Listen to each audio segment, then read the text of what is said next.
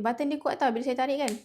Tarik kuat-kuat pun dia takkan tercabut butang ni. Kalau korang nak buat snap button yang macam ni, jangan guna yang ni. Jangan guna set yang ni. Yang ni scam tau. Dia pakai yang ni kan, dia hanya boleh buat pada macam kain yang sangat-sangat nipis. Tapi kalau kita dah jahit kan macam ni, mana boleh dia jadi nipis, betul tak? So korang jangan beli yang ni. Ni nak tunjuk pun tak boleh sebab saya dah buang dah. Korang beli snap button yang plastik punya, okay? Dia ada bagi penembuk tau. So boleh tebuk dulu lubang.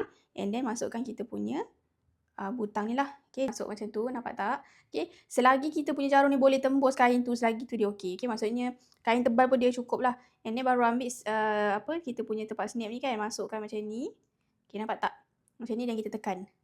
Okay, bila kita tekan, nanti kan yang tajam tu dia akan melepih tau. Dan dia terus tutup lubang tu. And then dia punya dah melekat lah. Okay, nampak tak dia dah melekat? Dan kita masukkan. Sama juga, kita ambil snap button ni punya ni. Kita picit dia. Okay. Nampak tak? Kita punya jarum tu dia dah melepih kat dalam tu. Okay. Button dia kuat tau bila saya tarik kan. Tarik kuat-kuat pun dia takkan tercabut butang ni. So, jangan beli yang ni. Beli set ni. Saya boleh beli kat showcase saya.